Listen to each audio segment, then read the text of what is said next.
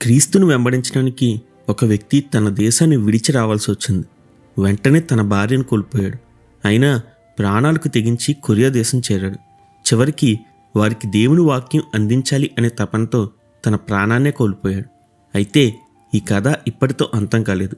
ఇప్పుడు కొరియా దేశంలో 12 మిలియన్ల క్రైస్తవులు ఉన్నారు. అలాగే అత్యంత ఎక్కువ మిషనరీలను పంపిస్తున్న రెండో అతిపెద్ద దేశం కొరియా. ఇలా కొరియాలో మొట్టమొదట హతసాక్షి అయ్యి తన ప్రాణాలనే త్యాగం చేసిన ప్రొటెస్టెంట్ పాస్టర్ రాబర్ట్ జెర్మయా థామస్.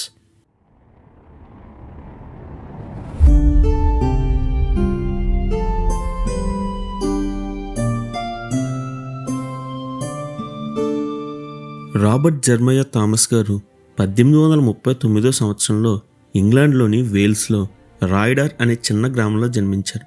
ఇతని తండ్రి ఒక చర్చ్ పాస్టర్.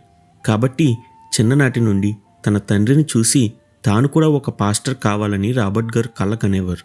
చిన్ననాటి నుండి రాబర్ట్ గారు చాలా తెలివైనవారు. ఈయన భాషలు నేర్చుకోవడంలో చాలా చురుగ్గా ఉండేవారు. ఇలా స్కూల్లో తన చదువును ముగించి లండన్ యూనివర్సిటీలో న్యూ కాలేజీలో మిషనరీగా ట్రైనింగ్ అవుట్కు చేరారు. అయితే ఇంకా ఏదో చెయ్యాలి అనే తపనతో మధ్యలోనే ఆ కాలేజ్ విడిచి 6 నెలలు ఫిజీషియన్గా ఉన్నారు. ఎందుకంటే మిషనరీగా వెళ్తే ఆ ప్రజలకు వైద్యం చేసి సహాయం చేయవచ్చు అనేది రాబర్ట్ గారి ఉద్దేశం. అయితే ఆ తర్వాత స్నేహితుల ప్రోత్సాహంతో తిరిగి కాలేజీలో చేరారు. ఈసారి తన తోటి స్నేహితులతో సమానంగానే చదువు ముగించుకొని వారితో పాటు కలిసే 1863లో తన గ్రాడ్యుయేషన్ పూర్తి చేశారు. ఈ మధ్యలో తన తండ్రి చర్చిలో ప్రసంగాలు కూడా చేసేవారు. తన 17వ ఏట మొట్టమొదటిసారి హెబ్రీ 13:8లోని యేసుక్రీస్తు నిన్న నేడు నిరంతరం ఏకరీతిగా ఉన్నాడు అనే ప్రసంగం చేశారు. తన గ్రాడ్యుయేషన్ పూర్తిగానే తాను ప్రేమించిన కారోలినా గాడ్ఫ్రై అనే భక్తిపరురాలైన స్త్రీని వివాహం చేసుకున్నారు. ఈమె కూడా రాబర్ట్ గారిలాగానే దేవుని కొరకు ఏదైనా త్యాగం చేయడానికి సిద్ధం. వీరిద్దరూ కలిసి లండన్ మిషనరీ సొసైటీ వారి సహాయంతో షాంఘై అనే ప్రాంతానికి చైనాకు మిషనరీగా బయలుదేరారు. దేవుని సువార్త చేయడానికి వీరు ఎంతో త్యాగంతో వీరి కుటుంబాలను దేశాన్ని విడిచి 1863 డిసెంబర్లో షాంఘై చేరుకున్నారు. షాంఘైలోని పరిస్థితులు చాలా ప్రతికూలంగా ఉండటంతో, అలాగే కరోలినా గారు గర్భవతి కావడం వల్ల ఆమెకు మంచి సదుపాయం చేయాలని రాబర్ట్ గారు ఆమెను పక్కనే ఉన్న మిషనరీలకు అప్పచెప్పి హాంకే అనే ప్రాంతానికి వచ్చారు. అయితే ఈ సమయంలో తన పక్కనే ఉంటున్న అమెరికన్ మిషనరీ ఒక ఆయన తన భార్యను కోల్పోయాడు. ఈ విషయాన్ని విని కరోలినా గారు చాలా బాధపడ్డారు. అయితే ఆ బాధలో ఆమెకు కడుపులో బిడ్డ మిస్క్యారేజ్ అయ్యి 1864 మార్చి 24న ఆమె మరణించింది. తాము చైనా వచ్చిన కేవలం 4 నెలలకే తాను ఎంతగానో ప్రేమించే భార్య కరోలినా, కడుపులోని బిడ్డ ఇద్దరూ మరణించడంతో రాబర్ట్ గారు ఎంతో బాధపడ్డారు. దీని విషయమై ఆయన ఎంతో రోధించి తాను ఇంక దేవుని సేవ చేయలేను అని చెప్పి వెంటనే లండన్ సొసైటీకి రిజైన్ చేశారు. ఆ తర్వాత షాంఘై నుంచి చైనాలోని చీఫో అనే ప్రాంతానికి వచ్చారు. అక్కడ కస్టమ్స్ ఆఫీసర్గా ఆయనకు ఉద్యోగం లభించింది. మంచి భాషా పరిజ్ఞానం ఉండడంతో ఈయనకు ఈ ఉద్యోగం దొరికింది. ఇక్కడే రాబర్ట్ గారికి జోసెఫ్ ఎడ్కిన్స్ అనే మిషనరీ, అలెగ్జాండర్ విలియమ్సన్ అనే బైబిల్ సొసైటీ వ్యక్తి పరిచయం అయ్యారు. ఒకరోజు విలియమ్సన్ గారు 2 కొరియన్ క్యాథలిక్స్ను రాబర్ట్ గారికి పరిచయం చేశారు.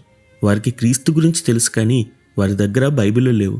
అలాగే వారికి అండర్ గ్రౌండ్ క్యాథలిక్ చర్చిలు ఉన్నాయని, అలాగే 11 మంది క్యాథలిక్ పాస్టర్లు ఉన్నారని తెలుసుకున్నారు.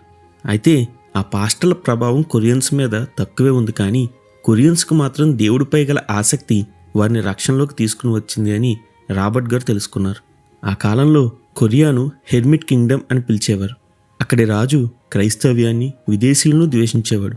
వారితో మాట్లాడినా, వారి పుస్తకాలు చదివిన మరణదండను విధించేవాడు.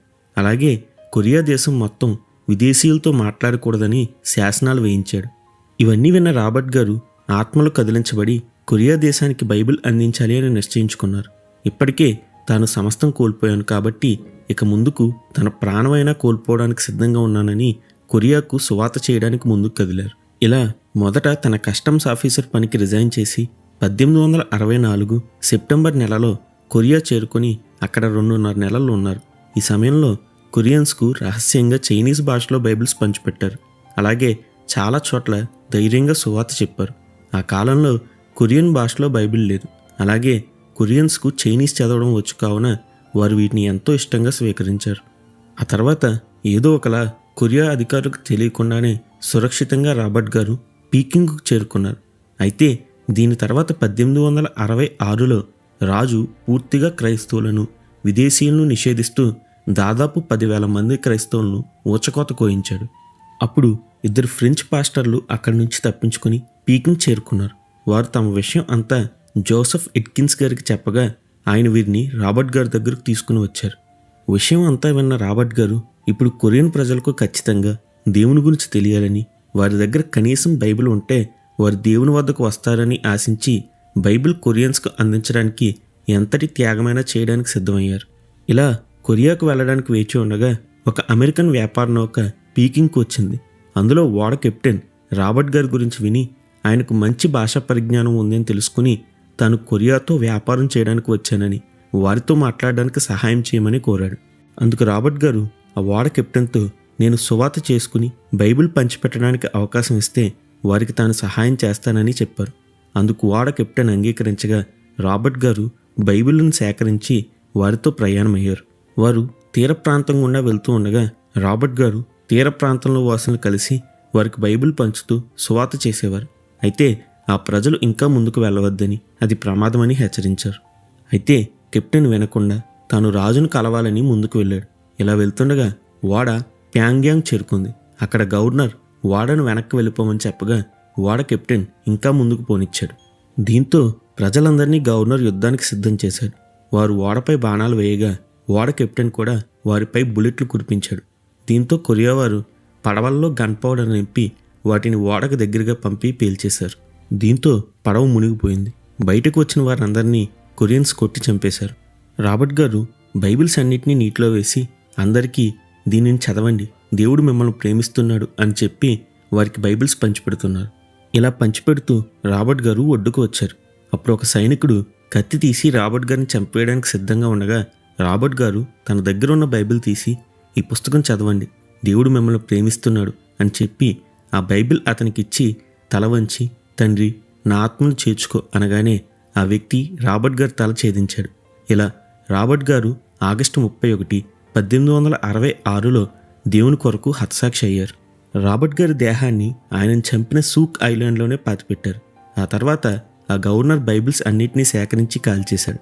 అయితే పాక్యాంగ్ సింగ్ అనే ఒక రాజకీయ నాయకుడు దాన్ని కాల్చక తన ఇంటి గోడలకు దాన్ని అంటించుకున్నాడు. ఆ తర్వాత ఆ వ్యక్తి ఇంటిని చోయిచి ర్యాంగ్ అనే వ్యక్తి కొన్నాడు. ఇతను రాబర్ట్ గారు మరణిస్తున్నప్పుడు 11 సంవత్సరాల వయసు కుర్రాడు. అలాగే అక్కడే ఉన్నాడు.